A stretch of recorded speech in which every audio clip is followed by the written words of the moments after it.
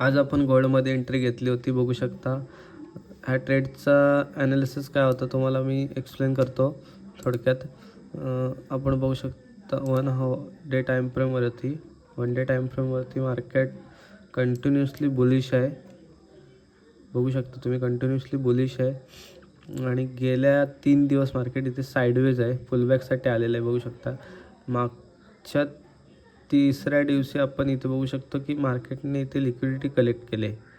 हे शॅडो बघू शकता तुम्ही, वीक किती मोठी वीक आलेली आहे बघा. इथून लिक्विडिटी कलेक्ट करून मार्केट ह्या लेवलवरती दुसऱ्या दिवशी ओपन झालं. ओपन झाल्यानंतर मार्केटनी अपची लिक्विडिटी कलेक्ट केली. त्यानंतर मार्केटनी डोजी कॅन्डल घेऊन क्लोज केली तो डे. त्यानंतर आजचा डे मार्केटने इथे ओपन झाला आहे. ओपन झालेल्या मार्केटने बघू शकता तुम्ही लो दिला आहे. मार्केटनी ह्या कॅन्डलची लोची लिक्विडिटी हंट केली. पूर्ण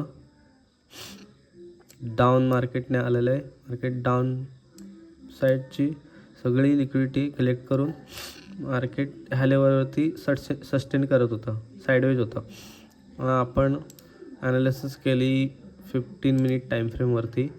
15 मिनिट टाईम फ्रेमवरती आपण बघितलं की मार्केटचा ओव्हरऑल ट्रेंड इथून बघू शकता तुम्ही. बॉस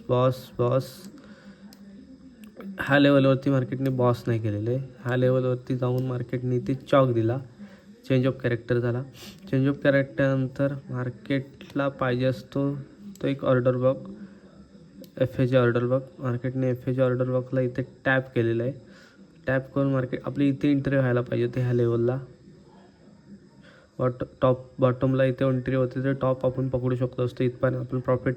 पण मार्केटमध्ये आपण लेट आल्यामुळे आपण हा मोमेंट कॅप्चर नाही करू शकलो. आपण ह्या लेवलवरती आल्यानंतर मार्केटची एक ट्रेडलाईन होती, ट्रेडलाईन रिस्पेक्ट करत होती. ट्रेडलाईन ब्रेक झाल्यानंतर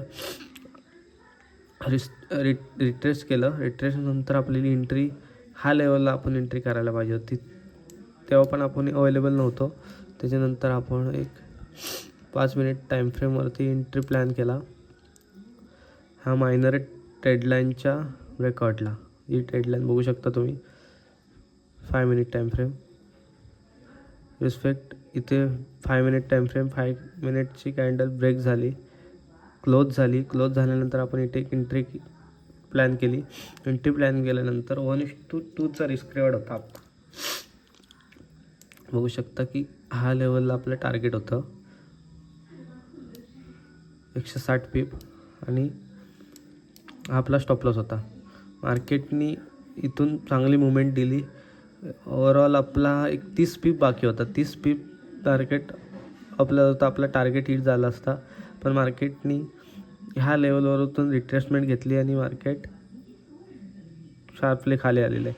पण आपण जेव्हा मार्केटने 1:2 दिला आपल्याला तेव्हा आपला स्टॉप लॉस टेल केलेला होता आपण आणि स्टॉप लॉस ह्या लेवलवरती लावलेला होता. त्याच्यामुळे आपण ओव्हरऑल 60 पीप आपण कॅप्चर करू शकलो हा लेवलपर्यंत.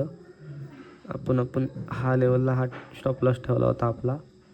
बघू शकता मार्केट जेव्हा हा लेवलला होतं, ह्या लेवल सडनली एक स्पाईक आला आणि आपलं इथे ट्रेलिंग स्टॉप लॉस हिट झाला. बघू शकता.